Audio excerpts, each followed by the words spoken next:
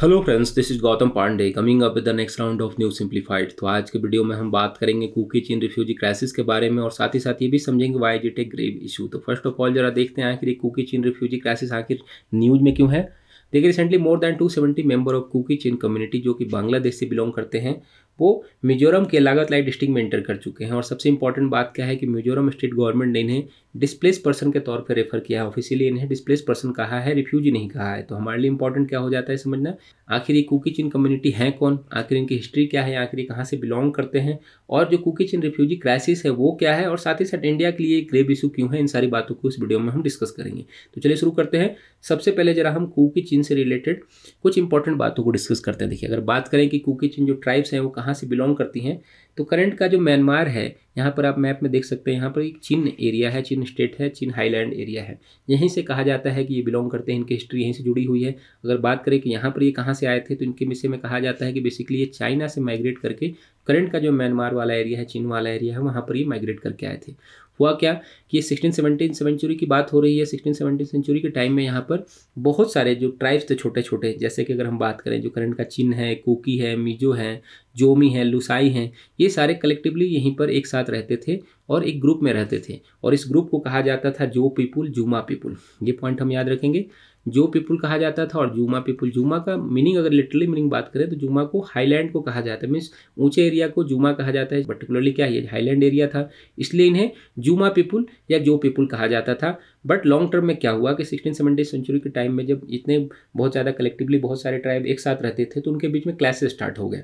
और क्लैसेस के बाद क्या हुआ कि इनका माइग्रेशन धीरे धीरे वेस्ट की तरफ होने लगा। ईस्ट की तरफ ये ज़्यादा जा नहीं पा रहे थे क्योंकि ऑलरेडी यहाँ पर ऑलरेडी कल्चरली डिफरेंसेस थे, तो वेस्ट की तरफ ये ज़्यादा माइग्रेट हो गए।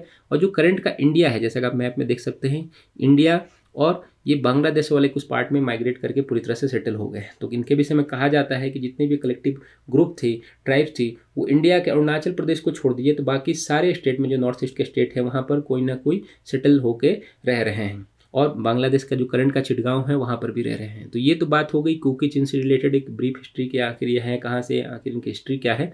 अब जरा बात करते हैं कि जो करंट का क्राइसिस है, जो कुकी चीन रिफ्यूजी क्राइसिस की हम बात कर रहे हैं वो क्या है। देखिए, इससे रिलेटेड अगर हम बात करें तो सबसे इंपॉर्टेंट बात क्या है कि जो मिजोरम के लागतलाई डिस्ट्रिक्ट में जो लोग एंटर कर चुके हैं वो उनके विषय में कहा जा रहा है कि ये बेसिकली बांग्लादेश से आए हैं। जो बांग्लादेश का जो चिटगांव हिल ट्रैक्ट्स एरिया है, CST एरिया है, वहाँ से माइग्रेट करके मिजोरम में एंटर कर चुके हैं। जो हिल ट्रैक्ट्स एरिया है उसके रिलेटेड कुछ इंपॉर्टेंट बातों पर बात कर लगे तो एक्चुअली ये साउथ ईस्टर्न बांग्लादेश का एक हिली फॉरेस्ट एरिया है जिसकी बाउंड्री ईस्ट में मिजोरम से, नॉर्थ में त्रिपुरा से एंड साउथ ईस्ट में जो म्यांमार है वहाँ से टच करती है। जैसे कि आप मैप में देख सकते हैं, ये रहा, यहाँ पे इंडिया रहा, ये बांग्लादेश हो गया।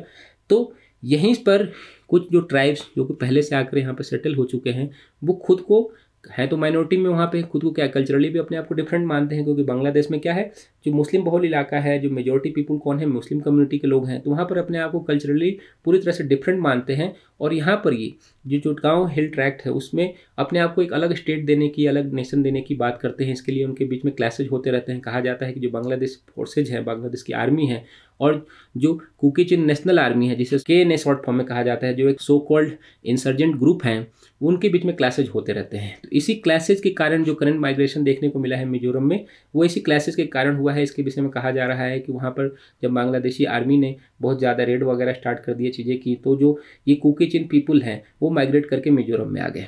तो ये बात समझिए, जो KNA है, जो नेशनल आर्मी फॉर कुकी चीन है, उनके विषय में कहा जाता है कि अपने यहाँ पर अपने आप को एक अलग स्टेट देने की बात कर रहे हैं। वहाँ पर इंसर्जेंसी चल रही है, वहाँ का बांग्लादेश की प्रॉब्लम है, तो उसके कारण ये माइग्रेट करके इंडिया में चले आ रहे हैं। मेन क्राइसिस यही है जो कुकी चीन रिफ्यूजी है, क्योंकि एक तरफ क्या है वो म्यांमार की तरफ जा नहीं सकते हैं।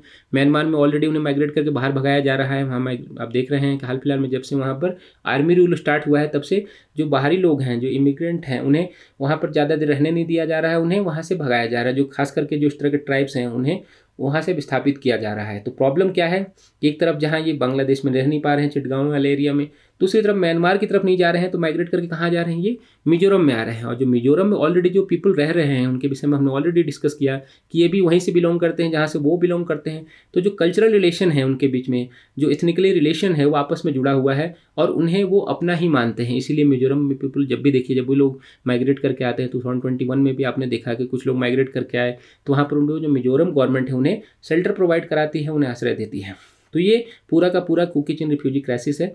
अब जरा हम समझते हैं कि आखिर इंडिया के लिए प्रॉब्लम क्यों है। हम बात कर रहे हैं ना कि ग्रेव इशू क्यों है।